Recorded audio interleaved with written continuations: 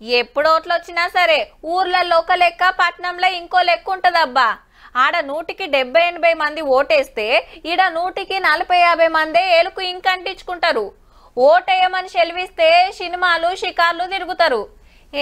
ఎండకి ఎవరి లైన్లు కడతారని నిమ్మలంగా ఇంట్లో రెస్ట్ తీసుకుంటారు. ఈ కిత్తకు జూబ్లీహిల్స్ ఉప ఎన్నికల ఓటింగ్ ఎట్లుంటదో గానీ పార్టీల ప్రచారం అయితే జోరున్నదబ్బా. జూబ్లీహిల్స్ 3 పార్టీల నజర్ అంతా ఎలక్షన్ మీదనే. మీటింగ్ల మీద మీటింగ్లు, చర్చల మీద చర్చలు, పథకాల ప్రచార రథాలు. 10 ఏళ్ల బీఆర్ఎస్ ఆగం చేసింది. ఇండ్లు గట్టియలేదు, రేషన్ కార్డులు ఇయ్యలేదు. గా పనులు మేం చేస్తున్నాం. సన్న బియ్యం పోస్తున్నాం, ఆడోళ్ళకు ఫ్రీ బస్సులు పెట్టినాం, 500 గ్యాస్ సిలిండర్ ఇస్తున్నాము, సిటీలో ఎన్నో పనులు చేసినాం అనేది కాంగ్రెస్ పార్టీ వాళ్ళ మాట.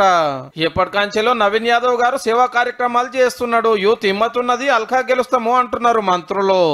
మనమందరం కూడా పకడ్బందీగా పనిచేస్తే మనం లక్ష్యం మెజారిటీతో గెలిపించుకోవాలి. ఇక బీఆర్ఎస్ పార్టీ సెంటిమెంట్ నే ఎక్కువ నమ్ముకుంది. మాగంటి గోపీనాథ్ మస్తు డెవలప్ చేసిండు. ఇప్పుడు ఆయన భార్యను ఎమ్మెల్యే చేయాలని ఓట్లు అడుగుతున్నారు. మా ఏలువడిలో పట్టణాన్ని సింగారించమని ఊకుక చెప్పుకుంటున్నారు. కేటీఆర్, హరీష్ రావు సాల్రు ఇద్దరు జూబ్లీహిల్స్ ఓట్లు గుంజే పనులు ఉన్నారు. ఇక లేలే మాకే ఓటేయాలని ఆల్చంగా బీజేపీ దిగింది ప్రచారంలకు.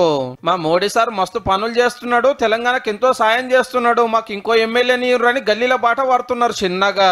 దీపక్ రెడ్డి గారు మున్ పోడిపోయింది కాబట్టి సానుభూతి ఆశలు పెట్టుకున్నారు కమలం పార్టీ వాళ్ళు. ఈరోజు బీఆర్ఎస్ పార్టీ ఓటేస్తే అది మూసీలో వేసినట్టే. కాబట్టి బీఆర్ఎస్ పార్టీకి తెలంగాణలో భవిష్యత్తు లేదు. అయితే జూబ్లీహిల్స్ లో ఓట్ చోరీ జరిగింది. 1900 బోకస్ ఓట్లు ఉన్నాయని హైకోర్టులో పిటిషన్ వేసింది జూబ్లీహిల్స్ బీఆర్ఎస్ అభ్యర్థి సునీతక్క రామన్న.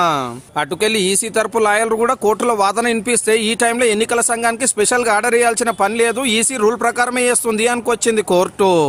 ఎవరి లెక్కలు ఎట్లున్నా ఎవరిని ఎమ్మెల్యే చేసేది జూబ్లీహిల్స్ ఓటర్లకు మాత్రమే తెలుసు. దేవుళ్ళు వెళ్ళినాక ప్రచారం ఇంకింత జోరు అవుతుంది. ఇయాల్టికైతే గింతే.